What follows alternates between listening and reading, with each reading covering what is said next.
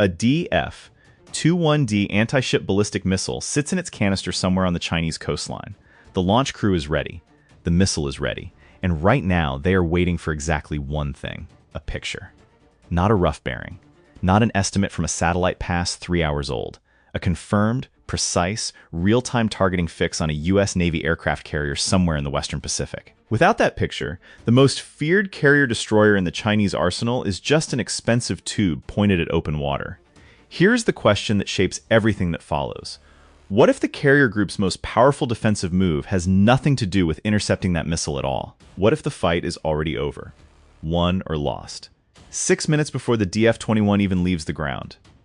To understand how this works, you have to understand how a carrier-destroyer kill chain is actually built, because it is not a single weapon. It is a sensor network, a relay race. And every leg of that race has to finish cleanly, or the missile never gets its shot. The Chinese People's Liberation Army Navy has spent 2 decades building what analysts call an anti-access/area denial architecture, a 2/AD, designed to push U.S. carrier groups far enough back from the Taiwan Strait and the South China Sea that they cannot operate effectively in a crisis. The centerpiece is the DF-21D, a medium-range ballistic missile with a maneuvering re-entry vehicle designed specifically to strike large surface ships at sea. Western assessments put its range above 1,500 kilometers. That radius covers most of the Western Pacific operating areas a carrier group would use in a real contingency.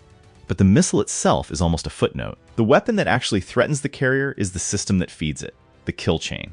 Here's how that chain works. First, over-the-horizon radar. China operates multiple OTH systems, including the Skywave variety that bounces signals off the ionosphere and can detect large surface contacts at ranges well beyond the horizon, potentially out to 3,000 kilometers. The return is imprecise. It gives a rough ocean area, maybe a 30 to 50 kilometer search box, enough to cue the next link. Second, a reconnaissance asset gets vectored into that box to confirm and refine. This might be a high-altitude drone, the BZK-005 or something more advanced, or a maritime patrol aircraft operating at the edge of carrier-based air defense range. Its job is to positively identify the carrier, get a precise location, and relay those coordinates back through a secure data link to the strike command node. Third, a Type 055 destroyer. China's most capable surface combatant, around 12,500 tons, carrying the HHQ-9B long-range air defense missile and a 112-cell VLS, operates closer to the carrier group as a forward sensor scout. It uses its own active radar and data links to maintain contact and feed refinements into the targeting solution in near real time. The Type 055 is the relay node that keeps the picture current, when all 3 links are working together. OTH radar, reconnaissance drone, Type 055 forward scout. The targeting solution firms up.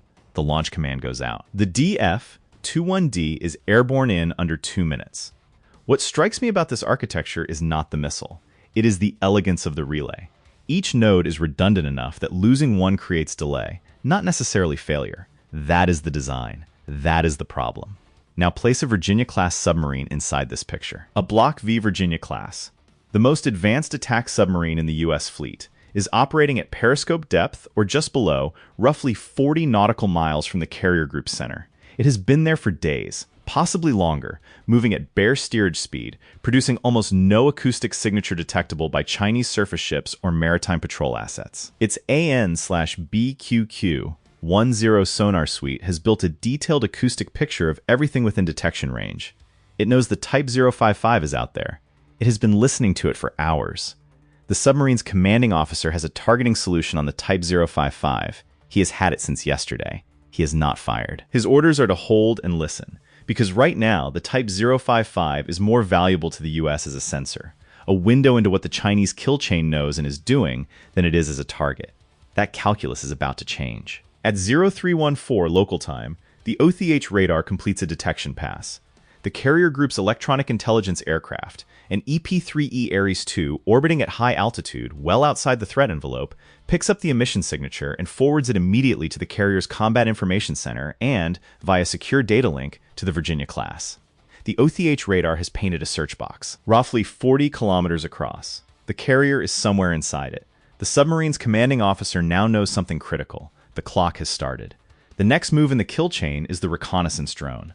Once that drone confirms the carrier's precise location and relays it back, a firing solution will firm up in minutes. His window to break the chain is measured not in hours, but in the time it takes a drone to fly to a search box, acquire a target, and transmit.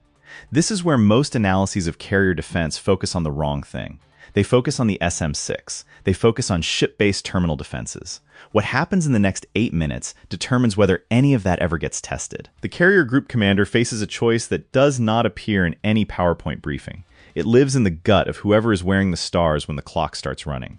The EA-18G Growler, the Navy's dedicated electronic attack aircraft, operating from the carrier's air wing, is his most powerful tool for blinding the kill chain's confirmation pass. The Growler carries the ALQ-99 tactical jamming system, and in its evolved form, the next-generation jammer, it can suppress or deceive radar and data link systems across a wide frequency range.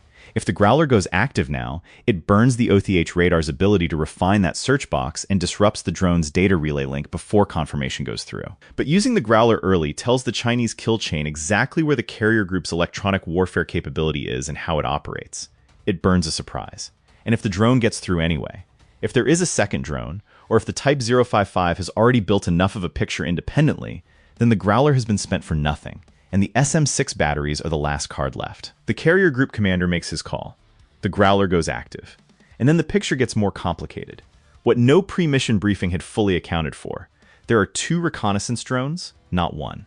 The second was launched from a different bearing, outside the predicted search corridor, 30 minutes before the OTH radar pass. It was running silent on a pre-programmed route, not actively transmitting, using its electro-optical sensors passively. No data link emissions to intercept. No radar return from an active seeker. Just a small, cold target flying at 18,000 meters on a programmed track toward the carrier group's projected position. The Growler's jamming covers the primary drone's data relay. The primary drone goes effectively deaf. Its operator cannot confirm target acquisition. The relay breaks. The second drone keeps flying.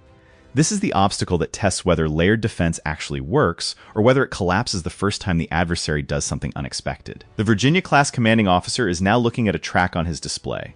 A slow-moving contact, low radar cross-section, altitude consistent with a reconnaissance platform. He cannot prosecute it directly. His weapons are designed for surface and subsurface targets. But he can do something the Type 055 does not know is coming. He talks to the strike package. Through an extremely low-frequency communication link, the Virginia-class passes the drone's track data to the carrier's Combat Information Center. The carrier cues 2 F/A-18 Super Hornets already airborne on combat air patrol to the north. They are carrying AIM-120D AMRAAM missiles. The intercept geometry is tight. The drone is at 18,000 meters. The Super Hornets are climbing from 8,000. But the AMRAAM's active radar seeker does not need the F/A-18 to hold a radar lock through the entire intercept. Fire and forget. The lead Super Hornet pilot gets tone, calls the shot, and walks his aircraft through a hard climbing turn to maintain deconfliction. The drone goes off the air 22 seconds after missile release. It has not transmitted a targeting fix. The DF-21D launch crew still does not have their picture. Here's what most people get wrong about carrier defense in this threat environment. The fight is not about shooting down a hypersonic warhead in its terminal phase. That is the hardest problem in missile defense, operating on margins of meters and milliseconds. The fight is about making sure that warhead never gets aimed correctly in the first place. Break any single link in the relay chain, and the carrier killer goes from a precision weapon to an expensive area denial gesture. The US Navy's doctrine bets everything on that logic. But the Type 055 is still out there, and it has been listening to all of this. The Type 055 destroyer's commanding officer is a professional. He knows the Growler went active. He knows both reconnaissance drones have gone off the air. He knows the kill chain has broken. What he does not know, cannot know, because the Arleigh Burke-class destroyer acting as the carrier group's forward escort has been running strict emissions control, IMCON, for the past 4 hours, is exactly where the carrier is. IMCON is one of the most underappreciated disciplines in US naval operations. It means shutting down every radar, every active sonar, every radio transmission that is not mission critical, so that the electromagnetic signature of the carrier group shrinks to almost nothing. The Type 055 is an outstanding sensor platform. Its active radar has long range and high resolution, but it cannot track what is not emitting. The Arleigh Burke's SPY-1D phased array radar, one of the most powerful naval radars afloat, has been silent. The carrier's own systems have been silent. The Type 055 has a rough bearing from the OTH pass. It has an estimated position that is now 40 minutes stale. In 40 minutes, a carrier group moving at 25 knots has moved almost 17 nautical miles from that position. The Type 055 would have to go active, light up its own radar, break its own emissions discipline to try to refine the track. And if it goes active, the Virginia class, which has had a firing solution on the Type 055 for the past 18 hours, is no longer under orders to hold. I spent considerable time going through open source analysis of Type 055 sensor capabilities and PLA Navy doctrine for forward scouting, and one detail kept coming back. The Type 055 is optimized for cooperative engagement. It performs best as part of a networked force, not as a standalone hunter. Isolated from its data link network by the Growler's jamming, with its reconnaissance drones gone, the Type 055 becomes a capable but increasingly blind ship, trying to solve a search problem with degraded inputs and rising risk. What happens next in this scenario is not a missile exchange. It is a standoff. The Type 055 commander, operating under rules of engagement that require confirmation before any hostile action, cannot fire on the carrier group without a valid targeting solution. He does not have one. He knows that somewhere in the water around him there is an American submarine he cannot localize. His passive sonar is searching. He has deployed a towed array. He is moving slowly to reduce his own noise floor. The Virginia class is not moving at all. 3 knots, barely enough to maintain depth control, producing less acoustic output than the ambient noise of the ocean around it. It is listening. It is waiting. Here's what this dynamic tells us about the 2026 Pacific threat environment. The most dangerous confrontations between the US Navy and the PLA Navy may never involve a shot fired. They are battles of patience, of electronic discipline, of who blinks first and breaks a mission's silence. The shooting, if it comes, is almost an afterthought, the visible tip of a competition that has been running for hours or days underwater and in the electromagnetic spectrum. The hardware matters enormously. The doctrine matters more. The DF-21D launch crew has now been waiting 47 minutes past the initial OTH detection. Their targeting window has closed. Standard PLA operational doctrine, based on what US analysts have assessed from exercises and strategic writing, treats a degraded or expired targeting solution as a no-launch condition. An unguided DF-21D impacts somewhere in a 50-kilometer radius.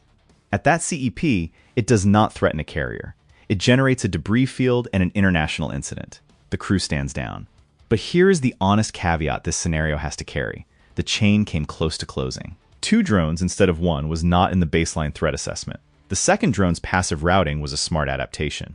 If the F/A-18 Super Hornets had been 30 seconds slower getting to altitude, if the intercept geometry had been slightly worse, the second drone transmits its fix.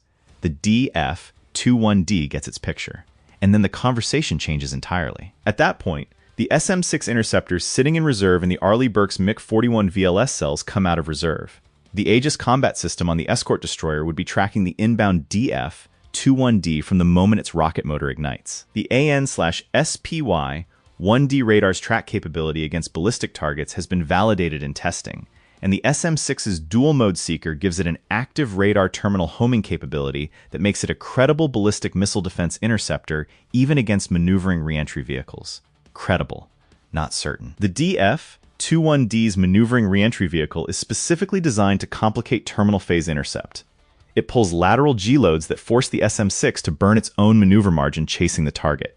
U.S. assessments of SM-6 effectiveness against a DF-21D reentry vehicle are classified. Open source estimates from serious analysts put single-shot intercept probability in the range of 40 to 60%, which means 1 SM-6 is not enough, 2 probably are, but you are spending the magazine fast. Here's the take that will probably draw some pushback. The US Navy's reliance on SM-6 as the last layer backstop is both its greatest strength and a structural vulnerability that does not get discussed honestly enough in public. The SM-6 is a genuinely impressive weapon, but a 40 to 60% single-shot kill probability against a maneuvering reentry vehicle means that a salvo of 4 DF-21DS, a plausible first strike, requires the Arleigh Burke to successfully engage each one with multiple interceptors in rapid succession while simultaneously defending against whatever else the Type 055 might be firing. The math gets uncomfortable quickly. The kill chain interdiction doctrine exists partly because the terminal defense math is harder than the briefing slides suggest. This is not a criticism of the people who designed the SM-6. It is a reflection of physics and the geometry of ballistic intercept. Breaking the kill chain early is not just a preference, it is a necessity. The Virginia-class commanding officer, still sitting silent 40 nautical miles from the carrier, has been watching the Type 055 for 4 hours.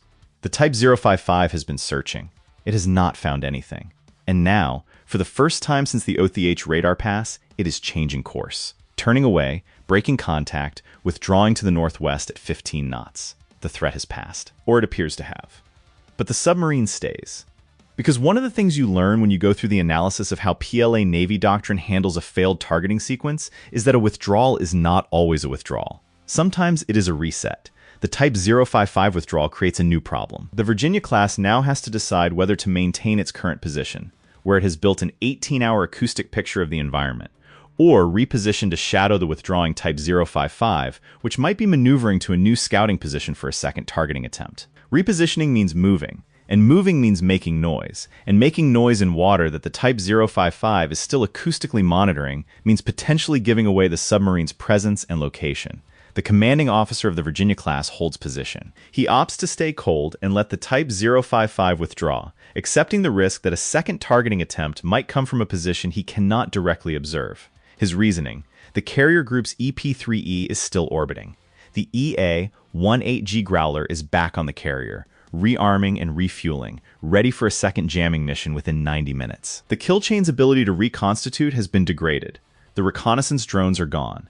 The OTH radar's next reliable pass will not complete for at least 2 hours. 2 hours is longer than the crisis decision timeline.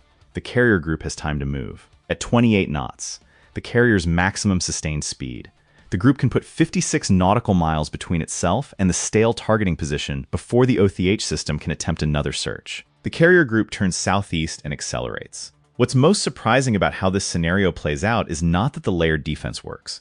It is where the decisive leverage actually sits.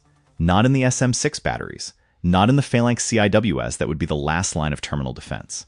The decisive leverage is in the Virginia-class submarine that never fired a single weapon. Its contribution was the acoustic intelligence picture that identified the second drone early enough for the F/A-18 Super Hornets to intercept it before transmission.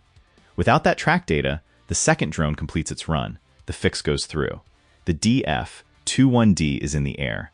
The submarine won the engagement without expending a single round. Put yourself in the carrier group commander's seat for a moment. You have one EA-18G Growler package available, and you have maybe 6 minutes before the second drone completes its track and transmits. Do you spend the Growler early, burn it on the primary drone, accept that it exposes your jamming signature and location, or do you hold it, bet that the F/A-18S can reach the second drone in time, and keep the Growler as a trump card if a third asset appears? Both choices carry real cost. The early spend handles the immediate threat but reveals your hand. The hold preserves surprise, but bets the carrier on 2 Super Hornet pilots winning a geometry problem at 18,000 meters in under 3 minutes. There is no clean answer. That is what the decisive moment actually looks like. Not the missile launch, not the intercept, but that choice made under pressure in the minutes before the picture firms up. Drop your call in the comments. Spend it early or hold it. By 0527 local time, the carrier group has opened the range by 60 nautical miles. The Type 055 is withdrawing. The Virginia class has regained a comfortable listening position. The Growler has rearmed. The F/A-18 Super Hornets that took the second drone off the air are back on deck. The crisis appears to be over. 4 hours of tension, 2 reconnaissance drones, 1 electronic warfare mission, 2 air intercepts, and 0 shots fired from any surface combatant. And then the electronic intelligence picture changes. A second OTH radar system. A different installation, further north, apparently activated for the first time in this sequence, begins its detection pass. It is painting a new search box. The carrier group has moved, but not far enough. The clock starts again. This is the deeper architecture of the problem. China's OTH radar network is not a single installation. It is a distributed system with geographic redundancy built in, specifically so that jamming or degrading one node does not collapse the network's coverage. The Growler mission broke the confirmation link for the first targeting sequence. The second OTH system was not in the primary threat model for this operating area. It is a newer installation, and its detection signature was not in the EP-3E's emission library at the start of the mission. The carrier group's electronic warfare officer has the signature now, pulled it off the air in real time, and is pushing it into the library, cross-referencing it with satellite imagery of known OTH radar sites from the past 18 months. 12 minutes of work. At the end of those 12 minutes, he has a location. He has frequency parameters. He has enough to build a jamming profile. But the Growler needs 20 minutes to reposition to the right geometry to be effective against this second system. 20 minutes the carrier group may not have. The Virginia-class gets new tasking. Through the ELF link, it receives targeting data for the Type 055, which has not yet completed its withdrawal and is still within torpedo engagement range. The submarine's commanding officer is told, if the Type 055 attempts to go active, if it lights up its radar to assist the second OTH system's targeting solution, he is authorized to engage. Here's the part that does not make sense on the surface. The authorization to engage the Type 055 is actually a de-escalation tool. The Type 055 commander, who almost certainly knows there is an American submarine somewhere in his operational area, also knows that going active at this moment is a choice that invites a torpedo. PLA Navy doctrine, like US Navy doctrine, has a clear understanding of what certain electronic emissions mean in a high-tension environment. The submarine's presence, unknown in precise location, but known to exist, makes the Type 055 commander's decision to assist the second targeting sequence significantly more dangerous. He hesitates. He queries his command authority for clarification on rules of engagement. That query takes 9 minutes. In those 9 minutes, the Growler repositions and begins jamming the second OTH system's confirmation pass. The second targeting sequence fails. The second OTH system cannot complete its picture without the Type 055's refined track data. The Type 055 has not gone active. The confirmation pass is degraded. The fix does not firm up. The DF-21D launch crew stands down for the second time in 4 hours. The final accounting of this engagement is worth being precise about. The carrier was never threatened by the DF-21D directly. It was threatened by the sensor network that would have aimed that missile, and the US Navy's response addressed every layer of that network. The Virginia-class provided the intelligence and cued the air intercept. The EA-18G Growler disrupted the radar confirmation passes. The F/A-18 Super Hornets took down the reconnaissance drone before transmission. The Arleigh Burke's MCON discipline denied the Type 055 the independent track data it needed, and the submarine's tacit authorization to engage held the Type 055 in check through deterrence alone. The SM-6 interceptors never left their cells. That is the doctrine working as designed. Break any link in the kill chain, any single one, and the carrier killer never gets its picture. But here's the caveat any honest analysis has to carry out of this scenario. The second OTH radar was a surprise. The two-drone approach was a surprise. In both cases, the US Navy had enough depth, enough reserve capability, enough time, enough electronic warfare margin to adapt in real time. The margin was not comfortable. The second OTH activation came within minutes of a window where the carrier group would not have had a clean counter. What this tells us about the threat environment is not that the US Navy has solved the carrier defense problem. It is that the US Navy has built a doctrine and a force structure capable of solving it, on most days, with most threat configurations, as long as the intelligence picture is reasonably current and the decision-making chain functions under pressure. The PLA Navy will add a third OTH system to this network. That is not speculation. It is construction timeline. Will the layered kill chain interdiction doctrine remain viable when the sensor network adds redundancy faster than the US electronic warfare inventory can cover it? Comment why yes or no. We read every one. What does this mean for the broader Pacific balance? The DF-21D and its longer-range cousin, the DF-26, which U.S. assessments estimate can reach targets at ranges above 4,000 kilometers, represents a genuine shift in how naval power projection works in the Pacific. For the first time since the end of the Cold War, an adversary has deployed a weapons system that forces U.S. carrier groups to operate in contested electromagnetic environments at extended range, with real risk attached to the sensor emissions they have historically taken for granted. The U.S. Navy's answer is not to make the carrier invulnerable. That was never possible. The answer is to make the kill chain that aims the carrier killer so fragile, so dependent on sensor nodes that can be disrupted or destroyed before they relay, that the weapon's effectiveness is critically degraded without the carrier ever having to execute a terminal defense.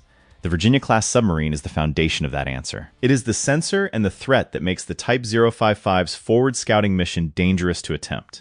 The EA-18G Growler is the electronic suppression layer that breaks the radar confirmation. The F/A-18 Super Hornet is the kinetic link that removes the physical reconnaissance asset before it transmits.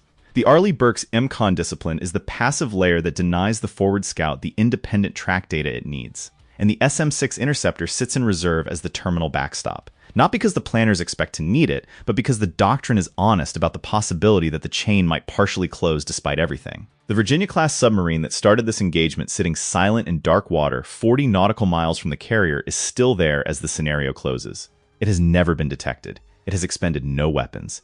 It has simply listened and passed what it heard to the people who needed to act on it. That is what decisive looks like in the Pacific in 2026, not a missile exchange. Not a terminal defense ballet measured in milliseconds.